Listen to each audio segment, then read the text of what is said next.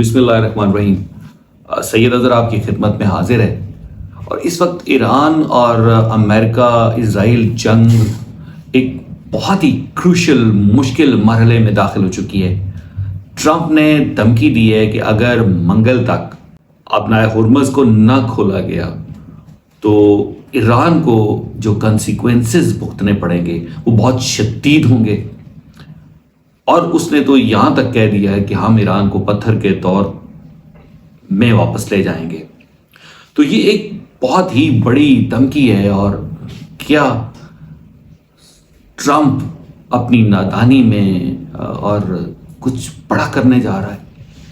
کیا وہ کرنے جا رہا ہے جو اس نے جاپان کے ساتھ کیا تھا؟ ایک طرف تو ٹرمپ یہ دعوے کرتا ہے کہ جی انہوں نے ایران کی جتنی بھی دفاعی صلاحیت تھی اس کو ختم کر دیا. ایران اب ریئیکٹ نہیں کر سکتا. کمپلیٹ سپریمیسی ہے اس کی ایران کی فضاؤں میں. تو دوسری سائڈ پہ وہ اتنی بڑی دھمکی کیوں دے رہا ہے آخر؟ اگر اس کے بقول ایران کے اندر طاقت ہی نہیں ہے تو جس ملک میں طاقت ہی نہیں رہی اس کو اتنی بڑی دھمکی، مٹانے کی دھمکی اور ابنائے ہرمز جو ہے اس کو کھلوانے کے لیے اتنا بڑا آپریشن کرنے کی وہ بات کر رہا ہے.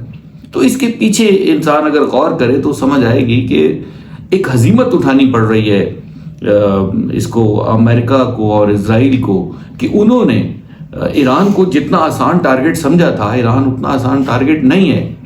اس کی ایک وجہ تو یہ ہے کہ وہ اس وقت اپنے آپ کو اس دشمن کے مقابلے میں یکجا کیے ہوئے ہیں.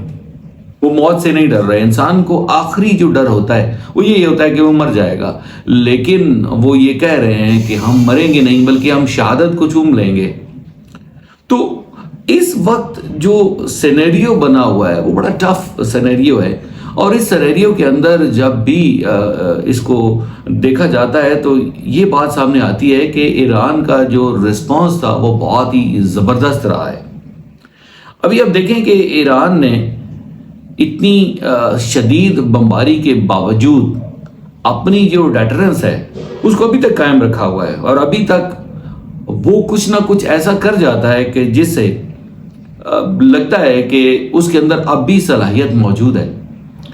کیونکہ ایران جب ان دونوں ممالک کے خلاف کھڑا تھا تو اس کو یہ پتا تھا کہ اس کے اوپر اتنا زیادہ بارود پھینکا جائے گا، اتنے زیادہ حملے کیے جائیں گے. ابھی اب دیکھیں 15,000 لوکیشنز کے اوپر کم و بیش امریکہ اور اسرائیل نے شدید ترین بمباری کی ہے.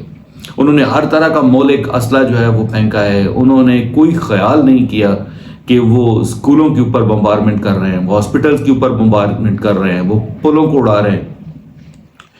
اس میں کوئی شک نہیں کہ ایران کا جو رسپانس ہے وہ زبردست رہا. جہاں تک ابنائے ہرمز کا تعلق ہے تو کس نے روکا ہے امریکہ کو؟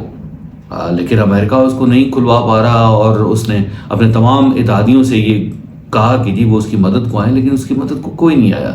لیکن اس وقت عزیمت اٹھایا ہوا ٹرمپ، جس کو تمام دنیا میں ایک ولن کے طور پر لیا جا رہا ہے. اسرائیل تو پہلی ولن تھا، اسرائیل تو پہلی ظالم تھا جس نے بہت زیادہ ظلم کیے اور فلسطینین کی نسل کشی کی، اور وہ گریٹر اسرائیل کا خواہاں ہے. لیکن اس وقت ٹرمپ بھی جو ہے وہ ایک طرف تو ویلن ہے اور دوسری طرف وہ ایک کارٹون کے طور پر بھی جانا جاتا ہے جو کسی وقت کچھ حرکت کر رہا ہوتا ہے، کسی وقت کس طرح کا ایکشن کر رہا ہوتا ہے.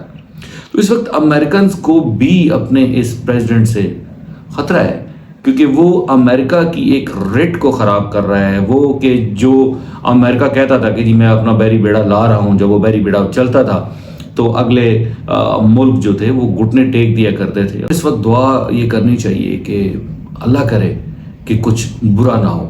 اللہ کرے کہ ٹرمپ اپنی شیطانیت سے ایران کو بہت بڑا نقصان نہ پہنچا دے.